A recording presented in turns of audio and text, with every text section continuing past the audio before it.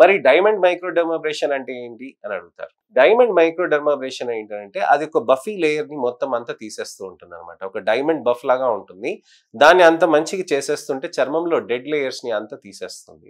అది చేయటం తోటి ఏమవుతుందనంటే చర్మంలో మీకు కొత్త సెల్స్ అనేటివి కొత్తగా రావటానికని ఎంకరేజ్ చేస్తుంది అనమాట, స్టిమ్యులేట్ చేస్తుంది.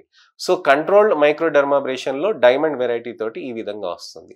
ఇవి చర్మంకి చేయటం వల్ల ఎలా రిజల్ట్స్ వస్తాయి అని చాలా మంది అడుగుతూ ఉంటారు. మీకు ఇంప్రూవ్డ్ స్కిన్ టెక్స్చర్ టోన్ అవుతుందండి, టోన్ కూడా బెటర్ అవుతుంది. అలానే చర్మానికి ఎన్హాన్స్డ్ అబ్జార్ప్షన్ అంటే మీరు యూస్ చేస్తున్న వైటమిన్ సి అబ్జార్ప్షన్స్ కానివ్వండి, లేకపోతే మీరు యూస్ చేస్తున్న ఇతరత్ర సీరమ్స్ రెటినాయిక్ యాసిడ్ కానివ్వండి, రెటినాల్స్ కానివ్వండి, ఇలా మైక్రోడర్మాబ్రేషన్స్ చేయటం తోటి మీకు బెటర్ రిజల్ట్ అనేది వస్తూ ఉంటుంది.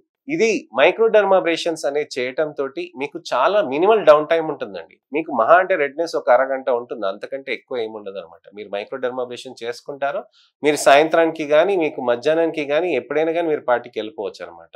అలా మీకు మంచి రిజల్ట్స్ అనేటివి తీసుకొస్తూ ఉంటుంది. సో ఈ మైక్రోడర్మాబ్రేషన్ తోటి మినిమల్ డౌన్ టైం ఉంటుందన్నమాట. ఎన్నో సెషన్స్ అవసరం పడతాయి. దీనికి ఒక 5 నుంచి 10 సెషన్స్ వరకు 15 రోజులకు ఒకసారి గాని, నెలకు ఒకసారి గాని మనం చేసుకోవచ్చు అనమాట. ఇలా చేయటం తోటి మనకి చర్మంలో షాలో స్కార్స్ అనేటివి బెటర్ అవుతాయి. అలానే ఓపెన్ పోర్స్ కూడా బెటర్ అవుతాయి. అలానే చర్మంలో కూడా మనకి స్కిన్ టైట్నింగ్ అనేది కూడా మంచి రిజల్ట్ ఉంటుంది. సాఫ్ట్ స్కిన్ టెక్స్చర్ అనేది కూడా మనకి మంచి బెనిఫిట్ అనేది ఎక్కువగా ఉంటుంది.